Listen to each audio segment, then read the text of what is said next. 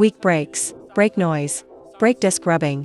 What to do about uneven brake pad wear. Today, in one video, through maintenance, we'll solve all these problems. First, let's talk about weak brakes and sudden failure. This happens because the brake fluid contains too much water, caused by degraded brake fluid. As for brake noise and rubbing against the disc, it's mainly because the caliper was installed incorrectly. This video will also show you how to correctly install the caliper. Then there's uneven wear on the brake pads, caused by the piston not retracting properly, with uneven force on each side.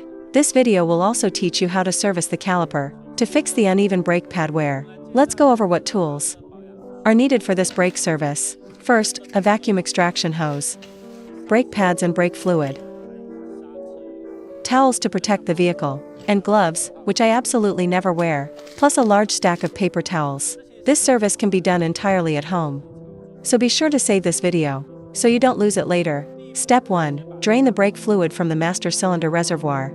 First, keep the fluid reservoir level. Use a towel to protect the car body. Then open the reservoir.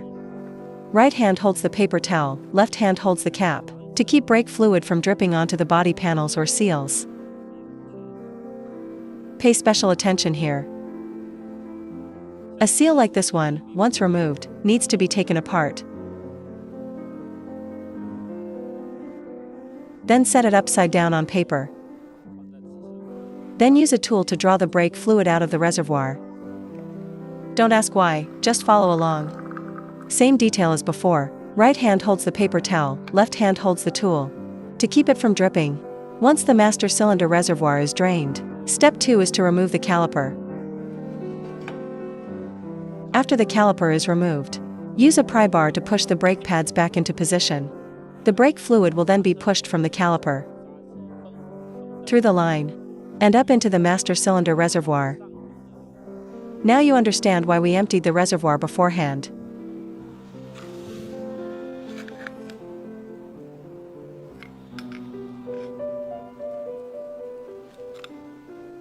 Once the piston has moved back, the next step is to take the brake pads out.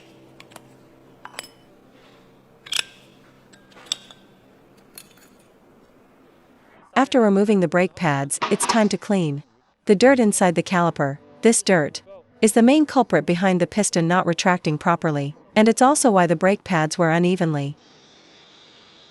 At this point, some of you might be wondering, why not just disassemble the caliper and clean it fully? That's because after disassembly, the brake fluid seal has to be replaced, and that seal isn't cheap. Don't use paper towels to wipe it clean. If you've only watched this far, you've only learned the surface.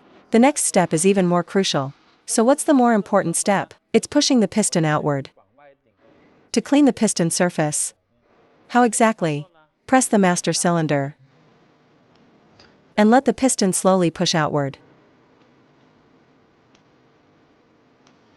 See that? The piston surface is still very dirty. To keep the piston from being pushed out too far, so insert the brake pads back to back like this. This way, the piston won't extend excessively. Once the piston stops extending further, take the brake pads back out. And now you can see the grime on the piston surface. Fold a paper towel and spray on some brake cleaner, and wipe it like this. Also twist a paper towel into a strip, so it can wrap around the piston like this. Hold it like this and rub back and forth. Like this. Just clean the piston surface thoroughly. Next, apply lubricant to the lower part, an ordinary lubricant. Just a thin layer is enough.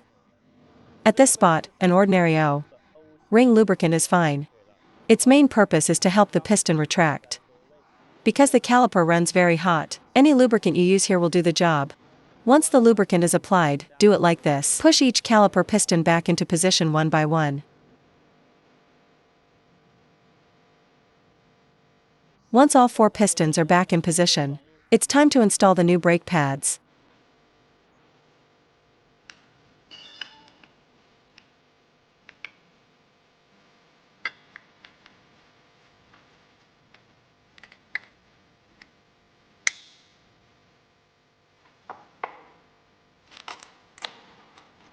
Hook it into place like this, because there's still the brake fluid change, and adjusting the caliper left to do. As for replacing the brake fluid, there are mainly two difficult parts. First, how to fully flush out the old fluid. And second, bleeding the air. To replace the old brake fluid as completely as possible, we retracted the piston beforehand, which pushed the brake fluid inside the caliper, back into the brake line. So we just need to add fresh brake fluid to the master cylinder reservoir, and draw fluid out from the caliper. And this way we can replace all the brake fluid throughout the entire line. The second difficulty is bleeding the air out of the line. To explain this more clearly, I made a set of props to simulate the brake system. This one with the logo represents the master cylinder. This, of course, is the brake line, and this is the caliper. When force is applied at the master cylinder like this, the caliper moves. Now, say due to improper technique, a bit of air gets in at this spot. This air could end up sitting right at the master cylinder. It could be in the brake line, or it could be in the ABS pump, or inside the lower caliper mechanism. For example, the bleed point on this master cylinder is right here. But if it's oriented like this instead, the air pocket would end up here. Then there's the brake line. It runs straight downhill from top to bottom. So the air is very easy to bleed out. But if it's arranged like this instead, it will never bleed out completely. Let's do an experiment. My master cylinder keeps pumping fluid into the line, but we can see the air always stays trapped at this high point. So once air gets into the master cylinder, the caliper, the brake line, the ABS pump, the lower caliper, the pedal cylinder, and the rear caliper can all easily trap tiny air bubbles. Why explain all this? Because you want to avoid letting air in at all costs, so proper technique is the key. Next are the steps for replacing the brake fluid. Step 1. Drain the master cylinder reservoir completely.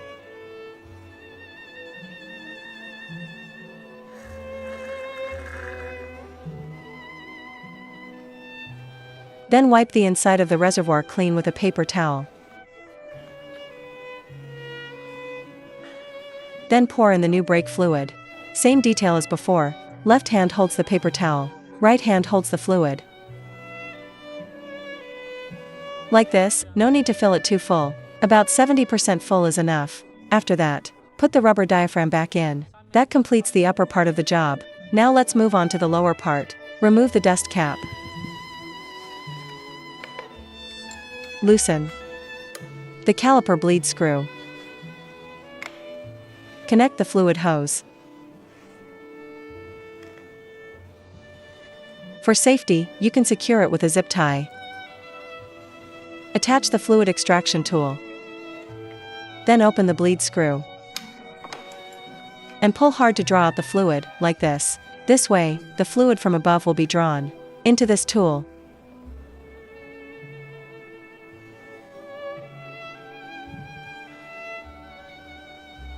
During extraction, some air will get mixed in. We just need to pull this out and reset it. Then put it back in and draw again.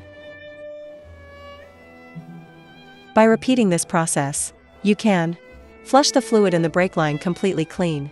After repeating this a number of times, the old brake fluid gets drawn out into the container, and the reservoir needs fresh fluid added continuously.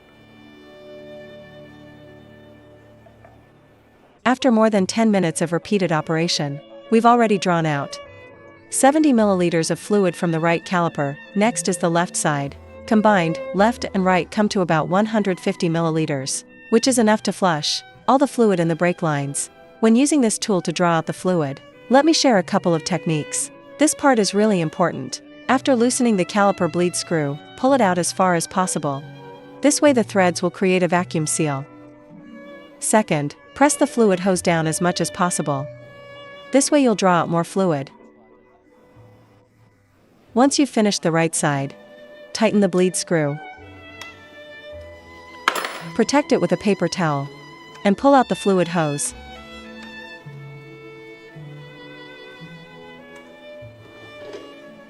Pour the old brake fluid you drained into an empty cup. Now let's do the left side using the same steps as the right. Then pump the brake fluid down. While pumping, Watch to see whether the fluid level in the reservoir is dropping. As long as you feel a certain amount of resistance like this, but it's fairly springy. At this point, start bleeding the air from the master cylinder. The next steps are very important. Once the lever is pumped and held up, loosen the bleed screw and let the air out. Tighten the bleed screw. Release the lever. The brake fluid level will drop. Now let's do it. Loosen it. Air comes out. Don't let go of this. Tighten it. Release the lever. And the fluid drops. Repeat this whole sequence until no more bubbles appear. The air at the top has now been fully bled out. Let's remove this fluid reservoir tool. Draw a vacuum and pull out the fluid hose. This way the brake fluid won't overflow. Then clean off the bleed screw and put the dust cap back on. The steps for the lower caliper are the same as for the master cylinder. Let's take a look at the process. Same as before, at the master cylinder. Hold the lever up, loosen the bleed screw. Air comes out. Tighten the bleed screw. Release the master cylinder. The brake fluid level drops. Hold it up, loosen the bleed screw. Tighten the bleed screw. Release the lever above, and the fluid drops down. Repeat this whole process on the lower caliper until there are no more bubbles. During this process, keep checking the fluid level in the reservoir and top it up right away if it runs low. The left caliper follows the same steps as the right one.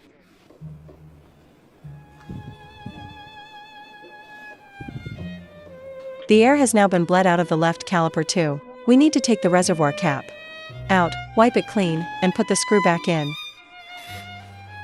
Then put the dust cover back on.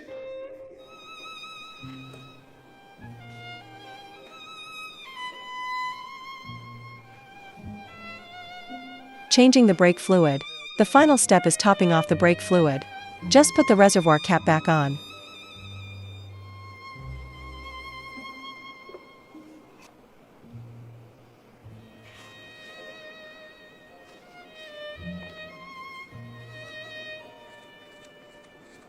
Installing the caliper must be done strictly to the standards in the repair manual. Let's take a look at exactly how it's done.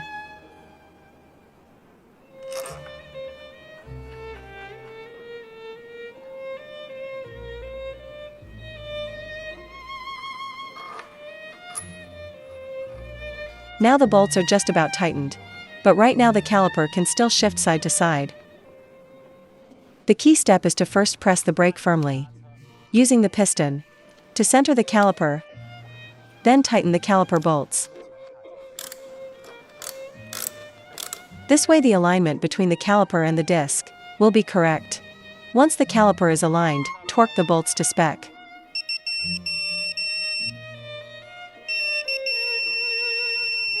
Now that the whole brake system has been serviced, let's take a look at how it performs.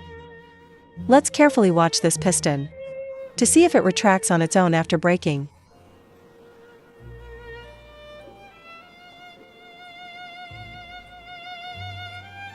The piston isn't easy to see clearly here, but we can spin the wheel to check whether the brake pad is rubbing. See that? With dual piston stock calipers, a stock rotor, and stock wheels, it can bite this well.